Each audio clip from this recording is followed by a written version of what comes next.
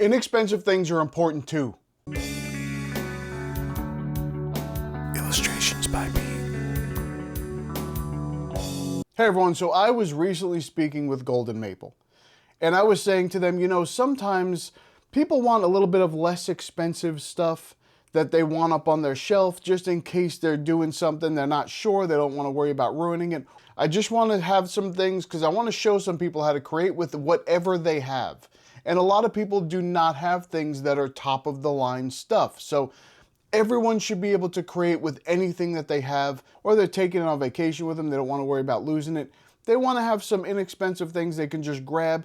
Or what if someone comes over and they're like, oh, let's paint something together. Hey, let's grab something that's inexpensive because I don't want them to touch my expensive stuff. What do you have for me? And they said, well, we have a set of synthetic Taklon brushes. And here they are. There's 15 of them. They're inexpensive Taklon brushes. I always keep inexpensive brushes up on my shelf. Always. They are extremely useful. For example, you may want to make one, I usually take a small flat or something like that, or there's a filbert, something like that, and turn it into just a masking fluid brush. And I mark it with a little M and I keep it up on my shelf. Matter of fact, I probably have 2 or 3 of them up there now. And so I know some people are going to say, yeah, those look like they're a long handle brush. They're a longer handle. But this is what I usually do with my longer handle brushes. I usually snap them off at the bottom. Like I said, inexpensive brushes you can get. Snap them off to whatever size you want. And then you don't have to worry about it. You just run a little sandpaper over the edge. It's fine. And this being black, you can just dip it in some black paint afterwards and it looks like it's supposed to be just how it is. So that's not a big deal. I also use these sometimes if I'm saying, I want to do something with acrylic, but I don't want to ruin any of my watercolor brushes. Those are expensive. I don't want to do that. So I take one of these and I use that for the acrylic part of it. Or maybe you're painting in acrylics and Taklon is absolutely fine for you and it doesn't matter for you. Now sometimes people like certain hair brushes for certain things, but Taklon's good for everything, including gouache and acrylics and any of that stuff. So no matter what you're painting with, you can use a Taklon brush. And if you're using very rough paper, sometimes it's very hard on brushes, you can use your Taklon brush. If you're doing line and wash on very smooth paper, sometimes you're scrubbing a lot in the pan. Go ahead, because you're using less expensive stuff, you have to scrub a little bit at that paint maybe. Use Taklon brushes. Let me show you what else they sent me. A portable kit here that's watercolor. I thought these were on like some kind of transfer paper or something, like a thin plastic or something, and then you just wipe the color off of them. No, these are actual pans in here. They're very shallow, very small. Like I said, this is a very inexpensive set, and it comes with a water brush that I will try. I put some water in there. When I swatch these out, I'm going to try that brush.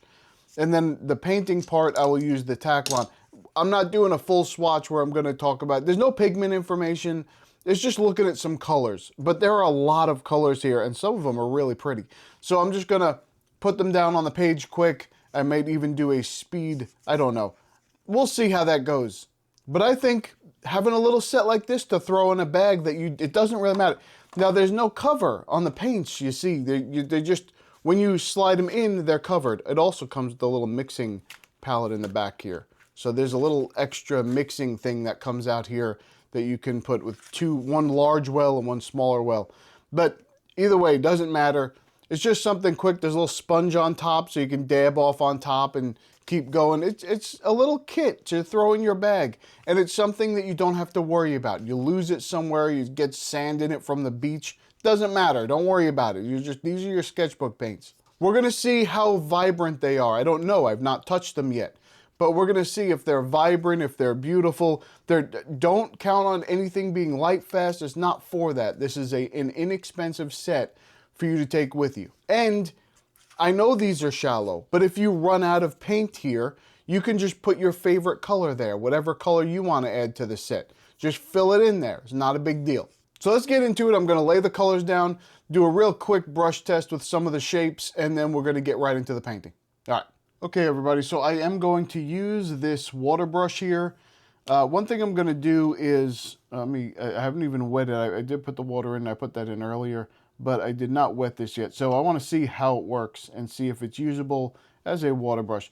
So it still has the little reservoir in here, but I'm looking when you squeeze it, it's filling up a little bit differently than I'm normally used to. It's not really filling up, you're just seeing it down at the edge and a little spot in the middle. So let's see if I can use it. I'm sure I can. It's a water brush. Anyway, we're going to start off. I'm just going to go down the list here. So there's 3 on the first one, 4 on the next one, 5 on the next one, and so on. And I'm just going to go across the page in order how it is. I'm not writing down any numbers, or there's no pigment information or anything like that. So hopefully we'll just be able to get this done and get through it. So I was going to do this as a speed, but I want to see the colors, and maybe they surprise me. So there's the white. It's the first one down. And the one thing that I like is that it did not, I did let that dry for a second, but it didn't mess up underneath. It didn't kind of smear the black is what I'm trying to say. It didn't smear the black. So number 1 here, that's a very bright yellow. That's actually a very bright color. This brush is extremely limp. I will say that. It's a very limp brush. It doesn't kind of hold its shape when you're putting stuff down. Just wanted to see if I can lighten that a little bit. It's a nice color. It is a nice color. These are going to be bright instead. There's probably could be some dye in here. I don't really know. They're going to be some bright colors, that's for sure. And there you go. Yeah, I know you want to see if the water. Let's see if any of these disperse. I'm just going to do at the end here. I'll do this right here and just see if any of this disperses in the water here. And it doesn't. It pretty much stays put, and it'll probably move out a little bit. I'll do that with the rest of them. I didn't do that with that second one there. Don't worry about that. So I'm just going to go across here. Now that that one's done, I'm just going to slide it back. They're going to be bright. We're going to get into some colors here. This is the fall colors here, and those are the colors that I really like. So I'm just going to do them the way that they are set up, and that's a nice warm yellow there. It almost looks the same as... It looks very similar. There's not a lot of differentiation yet so far between these colors. And it doesn't move much. So I'm guessing these are not going to move in the water. They're not going to do that. That's okay. Don't worry about it. They're, like I said, I'm going to show you how to use them, because it's good to have some things. And I'm not picking up a lot of paint when I do that. So it looks like these are going to last a little while. There you go. That's a nice orange color. It bled into the yellow a little bit. I kind of hit that water spot next to it. Let's see, what does that do?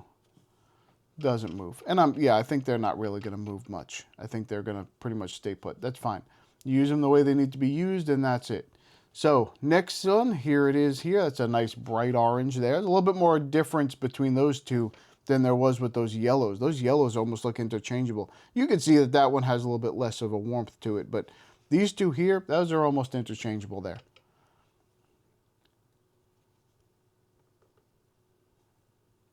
And it moved a little bit, not much.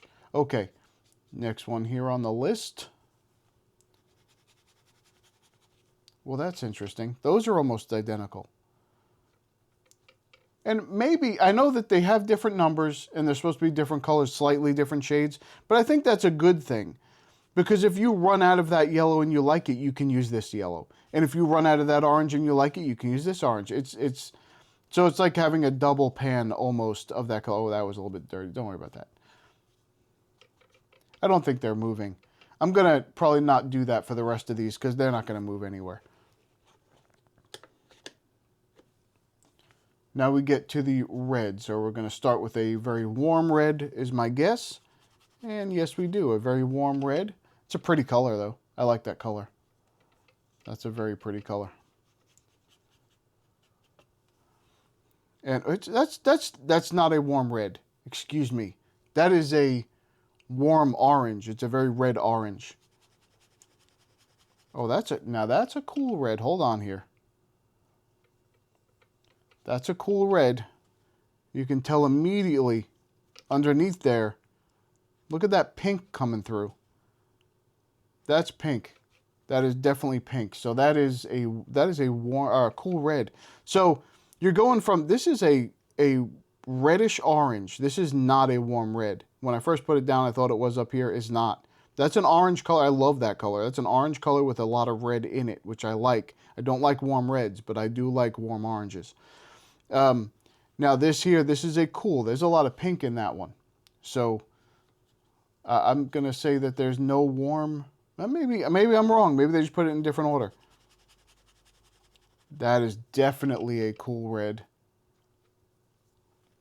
That's another cool red. So just like the last set we looked at, you can use this as a neutral red, even though that is a little pink underneath. As it's drying, the pink is kind of losing out of that. So, or losing out. What kind of words am I speaking? It's removing itself. So the pink has faded, and now it just looks like a light red underneath, which is a true red. So you have a true red there. Let's see what happens with this one. This is very pink underneath. So I'm going to say you're going to be your cool red. Very similar. Let me get a little bit more paint on the brush here. Yeah, so it can get dark up there, but very similar. That undertone is pink. It's very similar, those two. So again, we're having, probably because they figure, hey, you're going to use these a lot. So let's give you something very similar so you don't worry about if something happens and you lose out on it. Oh, that's a beautiful color. Look at that color. Oh, that's some kind of a violet color there. Very nice. If you like your violets, if you mix this with like an ultramarine, you're going to get a beautiful purple. You definitely will. Okay, let's go right on to the next one. And, oh, this is the earth tones. Oh no. What's coming? You know it's coming. Two colors that I hate, but that's okay. Don't worry about it. And it's a nice little brown there. Let's see if we do this next one here. A little bit more orange in that one, but still very nice brown. I'm a fan. I'm a fan of browns. I like browns. This is a weird color to put right here in the middle of my browns. This is a purple. It's a nice purple. It's a very light color, purple. So I don't know if maybe I need to get a little bit more paint on that. No, it's just a very light color. That's all. Nothing wrong with that. Just a light purple there. Let's see, what do we have next here? Looks like maybe another purple? Maybe another darker purple? Oh yeah, so there's your dioxazine violet there. That's what everybody likes, the dioxazine violet. There it is. You can probably get that color from this one. Well, maybe not. That has a little bit more blue in it than this one does. Yeah, very pretty color. Wonderful color. And here we go with the donkey colors. And we have this, oh, just makes me cringe a little bit. It just, but it is not staining the brush. It's not a phthalo. Look at that. Didn't stain the brush at all. That is not a phthalo, but it's an ugly green. I don't like the greens. I do not like this. I don't like that bright grass green, leaf green. It's not my thing. And no, yeah, this is definitely not my thing. The yellow greens, not my thing. The only yellow green that I can't say the only one. I have two yellow greens that I do like if they do it right. And that's the sap green. Oh, I'm out of water. What was I talking about? Oh, I like the sap green and I like the olive green. So those two greens there. Slide that one over. Let's do the next one here. Oh, this is in the same family as those for me. It's almost like a permanent green. Or what do they call it? In Holbein they call them like I think it's either a permanent green or a green permanent or something like that. That's that one there. Not a fan at all. Not a fan even a little bit. Too bright for me. It's too bright for me. This is a green that's a little bit, but now this is a yellowish green, right? There's a lot of yellow in that green, but it's more like a sap green kind of color, and I like that. That doesn't bother me. I don't like this or this or this, but this is nicer. I like it more in the mass tone than down here, but it's still a nice green. I like that. Let's see if we get some mossy colors. That's what I'm really looking for. Oh, this could be an olive green. No. What is that? That is not an olive green. I don't like that color. That's not my color. It's a little bit mossy, but I just... In the mass tone, I like it better, but not down here, I don't like it. That's not for me. What's happening here? We're mixing colors here. And we're getting into different colors. Oh, they did it right here. Look at that. I thought that was going to be a dark blue or something. Nope. They had to stain the brush. They had to. It's almost like it's obligatory. All companies have to stain whatever new brush they give you with that ridiculous color. Oh my goodness. What are they doing? Why do come? Well, I know why they use it. Okay. There wasn't a lot of water on that brush there. So that one is very similar. This is probably the blue shade. This is the green shade, but it's another one of those. I can't stand them. Okay, let's see. Oh, that is a light color. Hold on, let me get a little bit more paint on here. That's a very light tinting strength, but a very pretty color. That's a very pretty color, almost like a cerulean. And I think that was the goal, but it's a very light tinting strength. So you got to put a little bit more on if that's what you're doing. Just keep that in mind. Very pretty color though. I like that color a lot. And this is the last one from this. Oh, look at that. Now I'm not sure what that is. That's not an ultramarine blue. It's not. But it almost looks like a cerulean if it was mixed with ultramarine, and this is a cerulean if it was mixed with phthalo. I don't know. I like them both though. I like both of those. And I'm not a big ultramarine fan either. And that's not ultramarine. That's not what that is. But way too light tincture. But it does granulate a little bit. I don't know. Very nice. Nice colors. Maybe it's like a cobalt version of it or something. Okay, now these I'm going to do up here because I don't want to take a whole nother sheet of paper for this. I might do them right here. I don't know if I'll have enough room. Notice how the swatches have gotten bigger as I've gone down I don't know. Just leave me alone.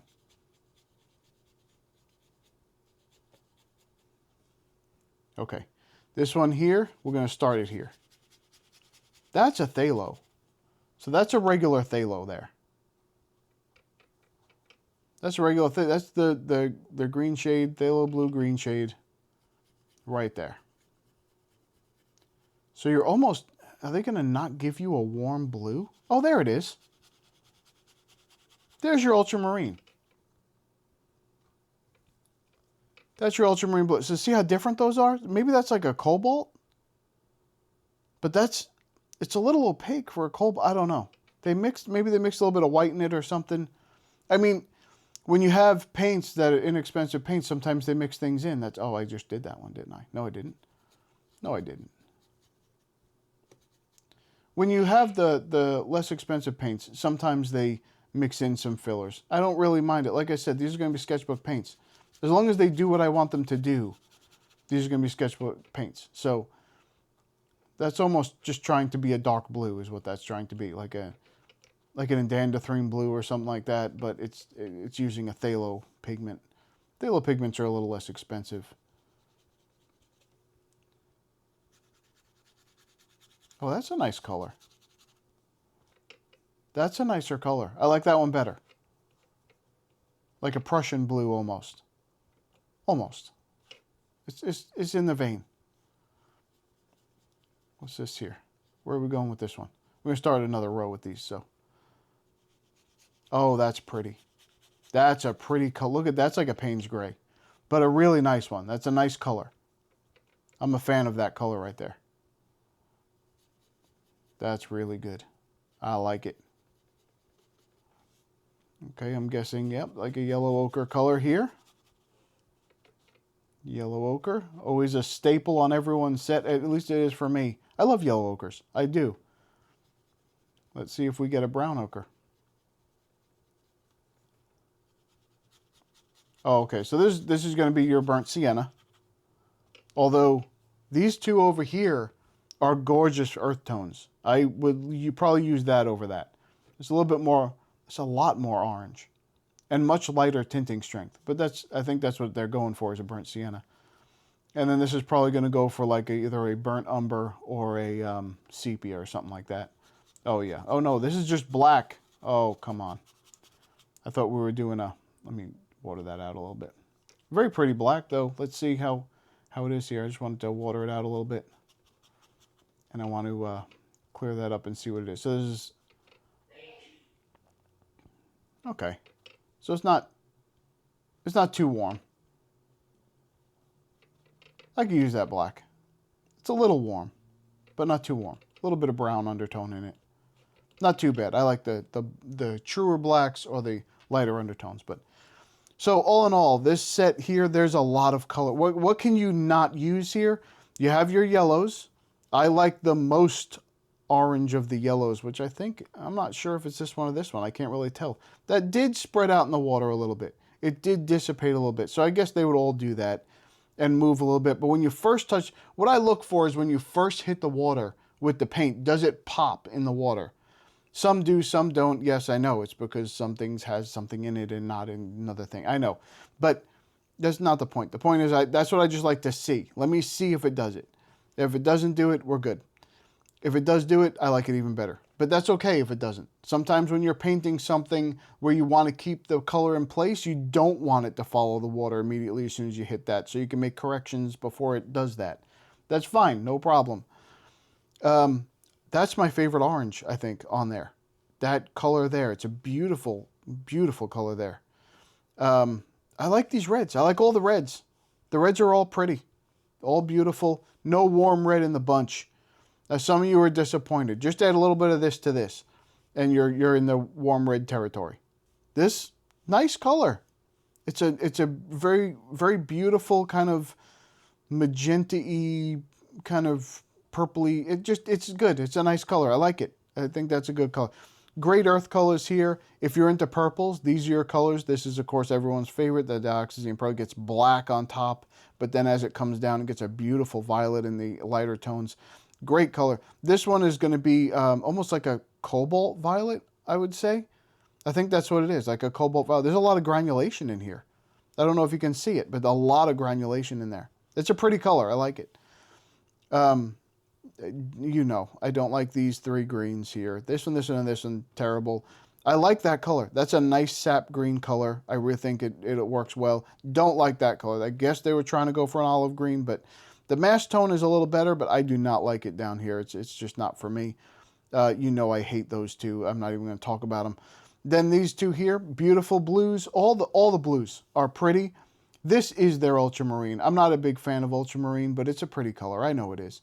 And it's good for mixing. You take this color here and mix it with this color, and you're going to end up with a beautiful purple color. I guarantee it. Payne's Gray, love it. I think it's great. It has a little bit of blue in it, but it's really more, it's closer to a neutral than some of the other ones we've tested recently, and I absolutely love it. Love yellow ochres. This is a little bit orange. I like these two better than that. I would use these before that. But still, nice color if you like it. And the black, it's a little bit neutral, a little bit warmer, but mostly neutral. That's what I want to say. A little warmer, but mostly it's a neutral black. They did a good job with their black. Definitely something I can use. All right, let's check out the brushes. Okay, so I'm going to start with this number 3 round here. That's what that is there. I don't know if you can see that it's a number 3. Can you see it there? It's right there. Anyway, there's a big brush for a number 3 round. Very big. Okay, so let's see. Let me get that brush. There's no brush stiffener in these. So no brush stiffener because they're less expensive Taklon brushes. You're not trying to preserve much here. So you still want them to last a long time. And don't worry, Taklon is tough as nails. It will last for a very long time anyway. If you use real fur, like squirrel, or you use sable or something like that, you have the conundrum of what did they do to get the brush. But then if you use a Taklon or something, you're using plastic and you're throwing that in the garbage. Anyway, you have to decide what your ideas are about that. Anyway, I like art supplies. That's what I like. Art supplies? Yep, I like them. Here's what we're going to do. Okay, so I just switched these out. I'm going to use a red instead of an orange. let's see, which one am I going to use? I'll use that one. I'll use this one right here. Okay, so we're going to load this brush up, a number 3, and let's see what it does. Let's see how it acts. So, well, I'll show you that in a second. So it's going to hold plenty of paint, plenty of water, because it's a round. It does have it's a very long round. So it's not very wide around, but it's a very long brush. So there you go. It's a little bit less than what you'd have with the real fur, real hair brush. Just a little bit less that's in there. But again, this is only a number 3. Keep that in mind. What do I always tell you the number 1 test is here? The number 1 test is not necessarily how much does it hold. You want it to hold a little bit, which it does. It holds plenty of paint. But what's the real test is, does it dump? That's what you want to know. So let's put some more, put a little bit more water on the brush here. And get a little bit more paint on it. And let's see, with more water on it, there's more of a chance for it to dump. So let's see if it does that. Touch the page, and then you move it out. And then you pull it up. Now this is a high concentration of paint here. Hold on. Let me do a couple of lines of this first. And okay, I had that too concentrated. That's my fault. You can't see anything because I had it way too concentrated. Okay, so let's use this color now. We'll use this one instead. Okay, so touch the page, does it dump? And then when you go, again, these are so thick. This is not holding a lot of, I'm just trying to put as much as I can on here. So I keep bending and touching the bottom here. So let me see. Let's use something a little bit bigger than a number 3 to see that, because there's none of that happening in any of these lines. But I want you to see. I want to use a slightly lighter color maybe so that you can see that. This is the mother brush. This is a number 7 here. So this is a bigger brush, and I'm using a color that's a little bit lighter. So hopefully you can see. Look at how you can get those thin lines, which is nice. But let's see if we have any color dumping, and I don't see any. So when I touch the brush to the page, do you see a bunch of water hit the page? I don't see that. And don't let anybody tell you there's anything wrong with using a Taklon brush. It does hold a little less water and a little less paint, but it's still a beautiful brush to use. So that's an even stroke of paint. There's no dumping anywhere along that line. I don't see any paint dumps. Sometimes you touch the page and it dumps like a big puddle, like you'd see a big, like a bloom of paint start to come out from the brush, and you don't see that here. And look how even that line is. That's light enough where you would be able to see if there's a dump anywhere in there, and there's nothing. There's no dump of color. That's what you look for in a good brush. So I would say these are good brushes. There's no color dumping. They'll work. You can use normal watercolor techniques is what I mean. This brush, you can use normal watercolor techniques and you'll be fine. It's going to hold less water. That's a fact. It's not real hair, so it's going to. But that doesn't matter because you can still do all of the things you're going to want to do with it with this. If you like it to hold a lot more paint, that's up to you. That's something that's different. Let me do this so we can do this a little bit easier of an experiment here. So I'm going to get some more of that color here and put it down in here. It's a very pretty color. I like that color a lot. And I'm going to add a little bit more water to it so we can get more water onto this brush and make it a little bit more diluted. And let's see. So when you touch the brush, there's no big puddle forming, which is good. You're spreading, it's spreading, it's spreading. Just like fine. That's a fine, even line there. And there's a tiny bit of dump at the end. There's a little bit there. There's a lot of water in here. That's not bad. That's not what I would consider a color dump because that'll even out. It'll backflow a little bit and even out. That's not bad at all. It didn't do a color dump at the beginning. It's a very even stroke. You lift up. There is a little bit at the end. See if we do it again.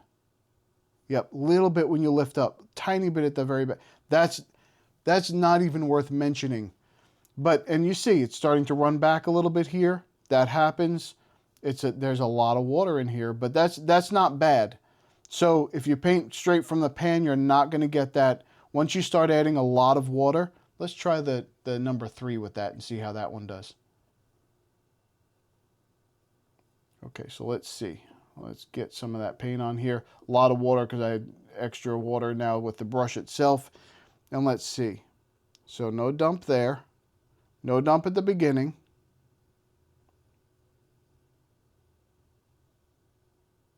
And that little bit at the very end. See that little bit from the other one? And a little bit here, a little bit. So it's going to do it a little bit with a lot of water. More concentrated is not going to do it. A little bit of water, you're going to get that little bit of a dump at the very end. So now you know what I'm talking about when I say it, because every time I test a brush, I always say I can't find one. So there you go. There's one.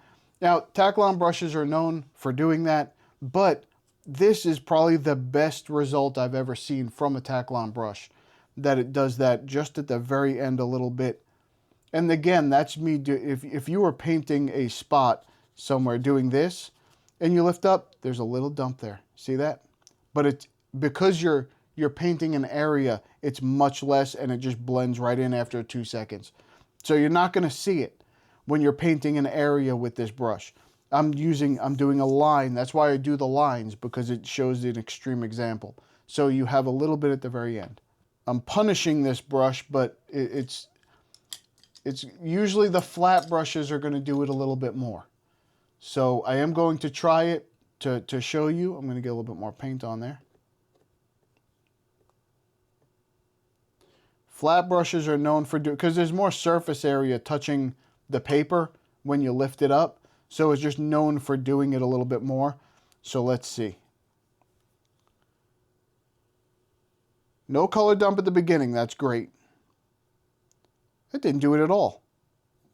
Hold on, maybe I didn't have enough paint on there. That did not do that at all. Usually the flat brushes. Now, usually when I use my Taklon brushes, I'm using a flat angled or a filbert or something like that. I don't use rounds when I use Taklon brushes. I don't ever do that. But I like to show them because that's what everybody else uses is rounds. So, no color dump at the beginning. And no color dump at the end. So the flat's actually performing better than the rounds did. Let me slide this over a little bit. There we go. Let's see if I'm going to put a little bit more water in it and see if I can get it to do it.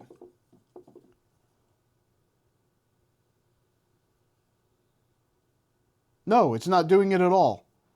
All right, the flat is definitely a winner. Again, it's going to hold a lot less water than a real hairbrush. These are also very thin, but they're going to be good. And usually and look at how even that wash was, even with going through and around it. Still pretty even. The end, it skipped a little bit, but still pretty even across. Nice, that's nice. That's a good thing. So, and I'm using very rough paper. Well, I say very rough. It's cold press, but the Meeden cold press is a little bit rougher than some others. So nice. All in all, I like that. And this set comes with a fan brush, which is, now when you wet a fan brush, a thin fan brush, it really does fan. It looks like a rake almost. But let's see if I can get some of this in here, and let's see what we can do with it. You can do some cool things with a fan brush. I like fan brushes. So special effects, again, you can do grass and things like that. You can have it come down a line. Again, you have to load this thing up. When it's so thin, it doesn't really hold a lot. So you have to load it up, but you can do little strange things. You get some strange shapes with some different textures in them. Fan brushes are fun just to play around with and do something, especially if you're doing something abstract. You're doing something abstract, I say you can use that fan brush however you want to use it.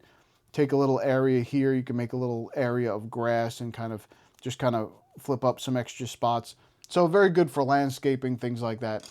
But I definitely like the fan brush. This is not like, you're not going to use this like you would for an acrylic paint fan brush. The acrylic paint is so much thicker.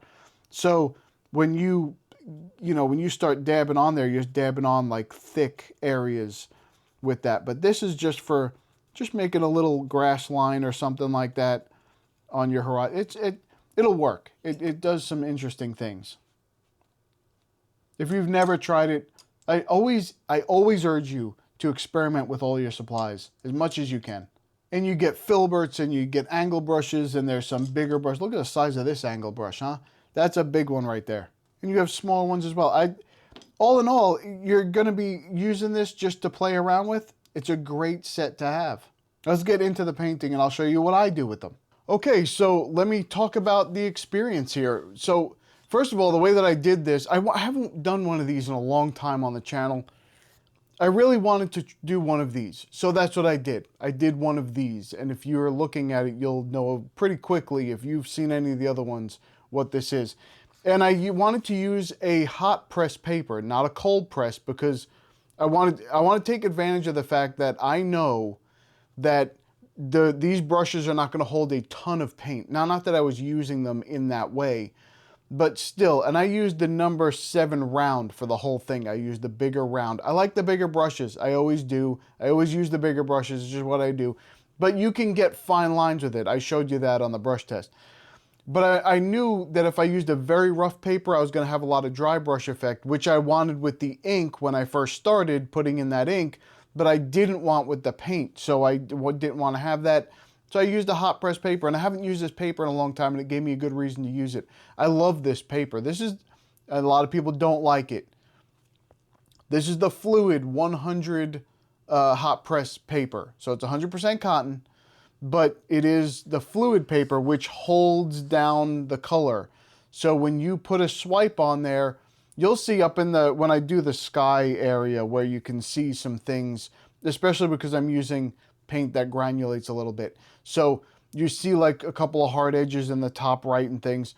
I don't mind that. I know if you're doing this to do a realistic painting, you will mind that. So not for that, but just for doing what I did here. This paper is usually not used for doing wide open, like an even wash, unless you put the water down first. If you put the water down first and wet the whole area, then you can put the paint in, and then it'll be okay. But this is for people who like to do a lot of glazing, but you don't want your underlayers to lift off.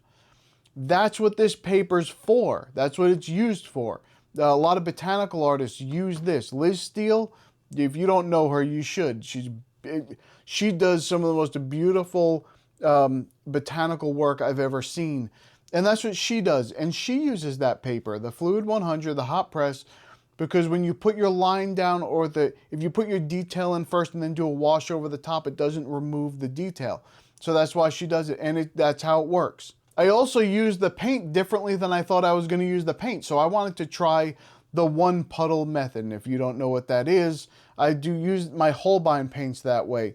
They don't glow. These are not glowing paints. You know that. They're not that way. But one thing that they do is they blended fine. So I take one puddle of water, and I just keep putting colors into it. I never remove it. I never clean it out. I just keep dumping new color into it and creating new colors using just dumping more color in the same puddle. And I was able to I started out with an orange. Now they're all being mixed. So anytime you mix color and it's not straight from a pan, you know that it gets a little bit diluted. It gets a little bit more muted than if you use it straight from the pan, because you're diluting it with water and then you're adding other colors to it and diluting it even more. But I was happy with all of it. It worked exactly. The colors mixed beautifully in that one puddle. There was no mud at all. That's why I started with the orange first, because someone would have said, oh, look, that puddle is mud. No, there's no mud there. That was a single color I put on the page. And then I started adding other colors to that puddle. And you could see I have bright pinks and there's blues and everything else. And that's from mixing into the puddle of orange. So just so you're aware of that, everything worked wonderfully. It was very concentrated too. I kept picking up a lot of paint, a lot more than maybe I wanted to at the time, because I was scrubbing at it. I thought, okay, yeah, I'll scrub it. No, it re-wet extremely easy. And I know there may be dyes in the paint. There's nothing to do with that. The colors were bright. That's all I cared about, because I'm putting it in a sketchbook. I already know what's going on there. But absolutely loved it. And then in the top, I did a little bit on the clouds, and I worked the clouds a little bit. Some people say, oh, you shouldn't work them that much. I like how they ended up. How they ended up is exactly how I wanted them to end up. So I work my clouds. When I put them in, I go over 3 or 4 times and I work them out. And that's what I do, and I like the way that they look. You don't have to. You don't like them that way, don't use it that way. But I like the way that they worked out. And then the around the side, I did put the sky in, like I said, and that was 2 colors. That was the 2 blues that were right after the greens that I didn't like. Those 2 blues, that's what I used there, mix them together. The clouds, I used some of the Payne's gray, and that's all I used, just Payne's gray. Then on the bottom, I used that sap green on the very bottom, and then I just added some Payne's gray into the sap green. If you add Payne's gray into sap green or Payne's gray into olive green, you'll get a close, I know olive green and sap green are very different, but you will get very similar results. You will get almost like a perylene color. So it's just a very, very light perylene color that I was able to go through and add a little bit more shadow into that area in the front there. I enjoyed all of this, and I hope you, I don't know what that is. It's like a mix between, ended up being a mix between a bird and maybe a fish or a lion. I don't know. I don't really know what that is, but you decide what that is, and you let me know down below. I'm sure someone's going to have something interesting to say about it, because I don't know. I think it was okay. This paper, by the way, it has like a soft feel to it.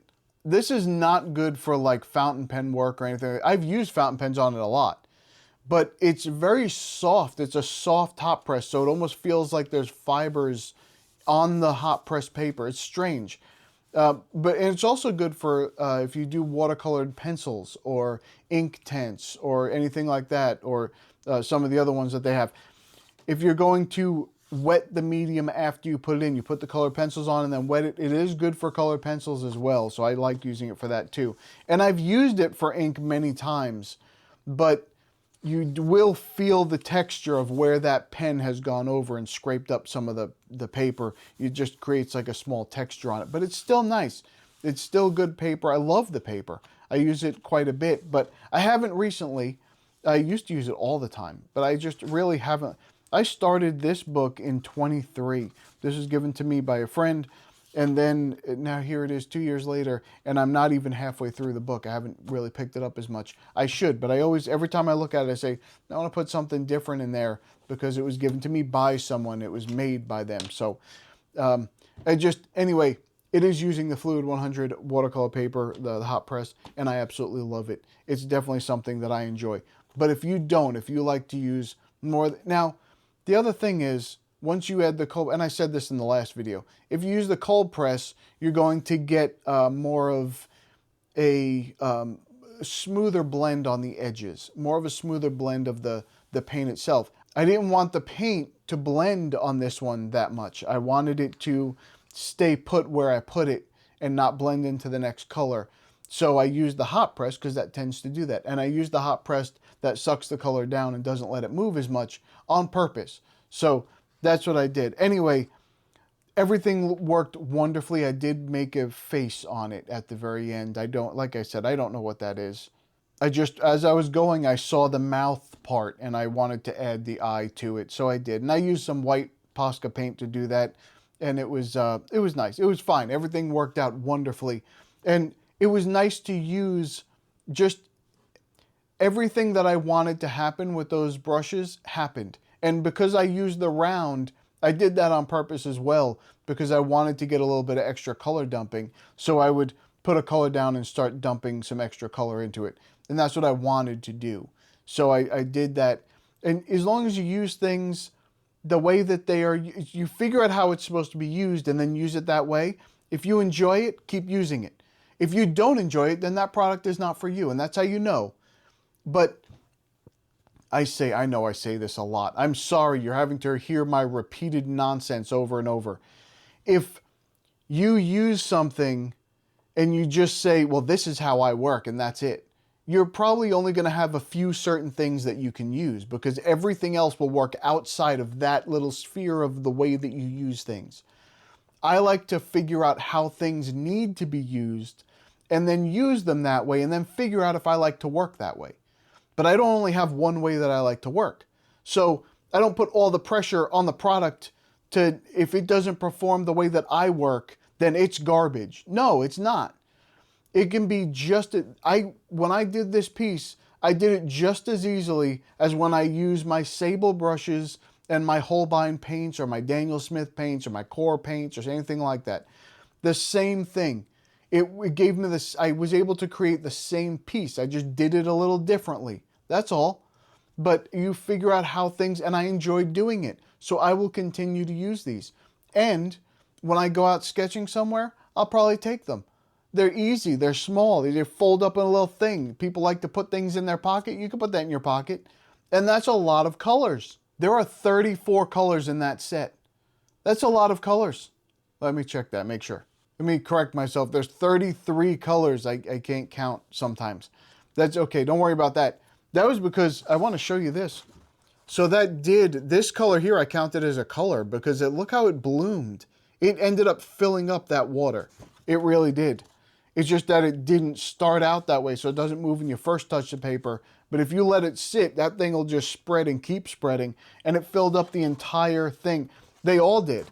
They all filled up. See, I started here a little bit, and then here a little bit, and then here a little bit. They filled up all of the water that I put down. So they just kept spreading and spreading. That's interesting. That's something I probably should have done that to all of them, but I didn't because I put it down and said, oh, no, it's going to stay put. It spread through the water pretty good. And you saw it when I put the paint over the ink. Some of them were a little bit more opaque and some of them weren't, but for the most part, there was no problem there. Maybe I would say like semi-transparent, or maybe some of them were semi-opaque, but all paints are in some way. It doesn't matter. People say, oh no, the professional grade of watercolor, they're all transparent. No, they're not. That's what I like about many of them. A lot of them are not transparent because they're granulating or they're this or they're that. It's fine. As a matter of fact, PR 101, every company uses that. Every professional company uses that. Not transparent in the least. Well, unless you can make it transparent, I think. But any Indian red I've ever seen is more opaque than anything. It's gouache, basically. But just, you can use things the way that has nothing to do with whether it's professional or not. It's how you use them. Do you enjoy using them? Yes, you enjoy using them? Okay, great. Then use them. Doesn't matter what they are or how they look, or well, maybe a little bit how they look. If you don't like how they look, then that's different. But anyway, let me get back to what I was saying. I'm going down rabbit holes and I can't get out. This is just what I say is this was a pleasure to use, very easy to use, and I will be using it again. So I encourage you, if you're interested in a little travel set like that, you want something that's going to do that kind of thing for you, these were great. They're bright, vibrant. They may have dye in them. I don't care. It's going in a sketchbook. So they're fine. And these colors here, there's so many that I absolutely love. I ended up loving this purple here, this lighter purple, this violet that's here. I loved it. It was wonderful. I think it is like a cobalt violet. I don't know if it is. I don't know what the pigments are, but there's granulation in it, and it's just a beautiful color. There's a lot of texture in the paint itself, and I love it. I think that's a wonderful thing. So I will definitely use that again. That's what I will do. But anyway, I hope that you enjoy some of these, just like these people popping up on the screen here. I hope that they enjoy everything that they do because they deserve it. They deserve it, and you do too. So thumb up the video if you are going to check out some of these brushes and some of these paints from Golden Maple, because the brushes, they work well. There's nothing wrong with them. I've used Taklon brushes. I probably used Taklon brushes for maybe 5 years or so. I don't know. I don't even remember how long, but I used them for years before I ever looked at a real hairbrush. And they work fine. You can learn how to use them and have them work the way that you want. And those flat, like I show you, that flat one, that didn't dump any color. It didn't hold a lot of water because it's thinner, but it did not dump anything. The number 7 is the one because it holds a lot and it dumped a little bit more water. But that's okay at the very end when you pick, and that's because I went to the end and stopped and picked it up. If you go to the end and kind of, as you're sweepingly pick it up, it's different. That doesn't do it, but if you just go to the end, stop, and then pick it up, it does dump a little bit of color, and I don't mind it. because I worked with it. That's how I wanted it to work. So that's what I did with it. Now, if you're painting something a little bit smoother, you'd want to use that flat brush. Because that flat brush had no dumping at all. So you paint something to a smooth edge and stop, and there's no color dumping. It's just how you want to work. That's the whole thing. But even if you didn't do it that way, these things are good for anything. Tack-on brushes, you can use anything. You need to touch up your wall paint somewhere. Someone nicked the molding on your bottom right by your floor. Just paint it. Use the tack-on brush. You can do anything with a tack-on brush. It's wonderful. Okay, I think I messed up a couple of things here. I think I said the wrong name a couple of times. That could have happened. I have to stop doing that. People are going to stop sending me things because I keep saying the wrong company, and that's not good. You can't do that kind of stuff. So anyway, someone mentioned on a comment not that long ago, they're like, oh, drunk, are we? No, I was not. I'm not drunk. I'm never drunk when I do a video. Matter of fact, I'm never drunk almost ever. So that would be something to catch on camera, but that wouldn't happen. That wouldn't happen. Don't worry about that. Anyway, I just stumble over everything I say. It's because, see, I'm this way, and people think I'm drunk because I'm this way. That's how that works. So these brushes that I have here, oh, can't drop them on the floor. Look at the size of this thing. It's a number 12. Oh, there's no branding on these. No branding on these brushes. Oh, this has no branding on it either. When you buy these, this will say Golden Maple up here. It'll be a little sticker that's right there that says Golden Maple. Mine does not have one. Maybe the brushes will too. I have no idea. So there are some things that when I am looking at doing when I'm using these brushes here, I've used angle brushes for so long. Oh, crap. Scratch that whole thing. So when I look at using some of these brushes,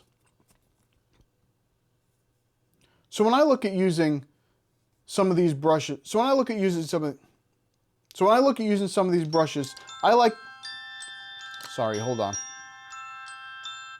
That was an alarm. I have to go do something. I'll be right back. So look at this little spot over here. I don't want to show the painting yet. I'm not done. I want you to see the whole thing as it happens. I want you to see the end. Okay, so let's see. Oh, what did you do? You gave me, that looked like a blue on the palette. You gave me a brand new brush, and look at it. Look at it. Do you see what color it is? That's right, it's green. If you'd like to join our community, head over to illustrationsbypete.com. You can just check some things out. You go through the site however you want and sign up for the newsletter that I almost never send out because I don't want to annoy the crap out of you more than I already do with my nonsense in these videos.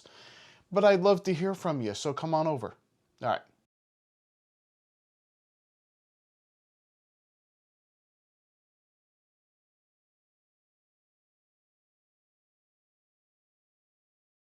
So, and the other thing I'm going to show you, I'm going to probably take one of these and snip them down and show you what I do with them. So anyway, no, I'm not going to do that.